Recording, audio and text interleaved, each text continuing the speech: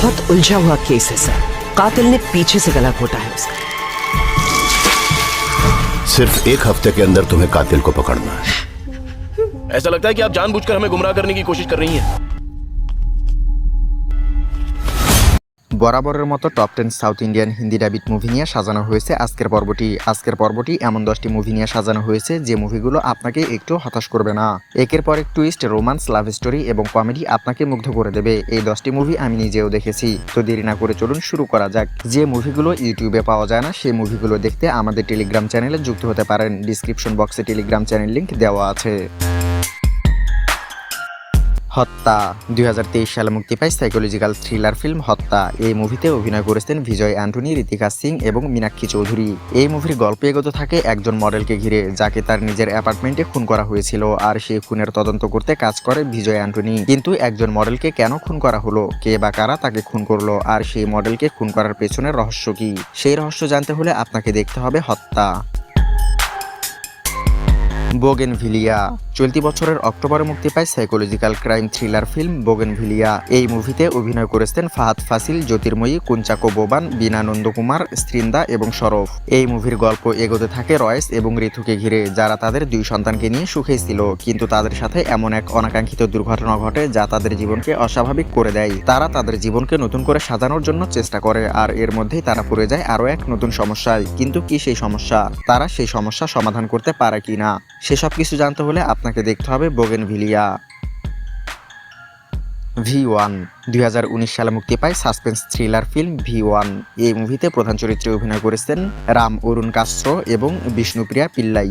এই মুভির গল্প এগোতে থাকে এমন একজন ফরেন্সিক অফিসারকে ঘিরে যে একটি হত্যার তদন্ত শুরু করেন, কিন্তু সেই ফরেন্সিক অফিসার নিক্টোফোবিয়ায় আক্রান্ত হওয়ার কারণে অনেক চ্যালেঞ্জের মুখোমুখি হয়, আর এসব চ্যালেঞ্জের মুখে তিনি সেই কেস সমাধান করতে পারেন কিনা, সেই রহস্য জানতে হলে আপনাকে দেখতে হবে V1।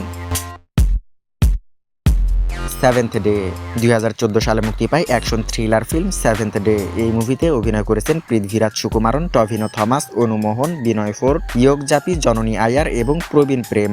এই মুভিতে পৃথ্বীরাজকে একজন IPS অফিসার হিসেবে দেখা যায়। তিনি এমন একটি রহস্যময় ঘটনার সাথে জড়িয়ে পড়ে যা তাকে তদন্ত শুরু করতে বাধ্য করে। তদন্ত করতে গিয়ে তিনি এমন কিছু রহস্য উন্মোচন করে যা আপনাকে মুগ্ধ করে দেবে। দ্য টিচার 2022 সালে মুক্তি পায় action thriller film the teacher. এই মুভিতে প্রধান চরিত্রে অভিনয় করেছেন অমলা পল। এই মুভির গল্প এগোতে থাকে অমলাকে ঘিরে। তার স্বাভাবিক জীবন অস্বাভাবিক হয়ে ওঠে কারণ তার কলঙ্কজনক একটি ভিডিও ভাইরাল হয়ে যায়। তখন সমাজের সবাই তাকে খারাপ নজরে দেখতে থাকে, আর এমন খারাপ অবস্থা থেকে বের হতে নিজের সাথে লড়াই করে অমলা। কিন্তু তার সেই ভিডিও কে ভাইরাল করলো, আর এসব থেকে সে বের হয়ে আসতে পারে কিনা, শেষ পর্যন্ত কি ঘটে, সেসব কিছু জানতে হলে আপনাকে দেখতে হবে দ্য টিচার।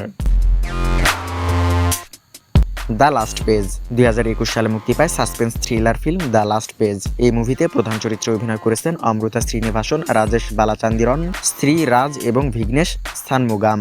এই মুভির গল্প এগোতে থাকে একটি মেয়েকে ঘিরে যাকে তার অ্যাপার্টমেন্টে খুন করা হয়। পুলিশ এটাকে ওপেন অ্যান্ড শাট কেস হিসেবে দেখে, কিন্তু এটা তাদের দেখা সবচেয়ে কঠিন কেসে পরিণত হয়। কিন্তু কেন এই কেস এত জটিল হয়ে যায়, সেই রহস্য জানতে হলে আপনাকে দেখতে হবে দ্য লাস্ট পেজ।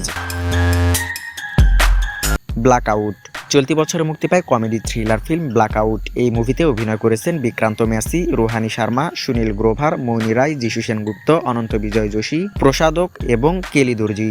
এই মুভির গল্প এগোতে থাকে একজন ক্রাইম রিপোর্টারকে ঘিরে যে তার লোভ এবং লালসার জন্য দুর্ভাগ্যের জালে জড়িয়ে পড়ে। কিন্তু কেন তিনি এমন করে, আর শেষ পর্যন্ত কি হয়, সেসব কিছু জানতে হলে আপনাকে দেখতে হবে ব্ল্যাকআউট। গামি চলতি বছরের মার্চে মুক্তি পায় মহাকাব্যিক অ্যাডভেঞ্চার থ্রিলার ফিল্ম গামি। এই মুভিতে অভিনয় করেছেন বিশ্বক সেন, চাঁদিনী চৌধুরী, অভিনয় হারিকা পেদাদা এবং মোহাম্মদ সামাদ।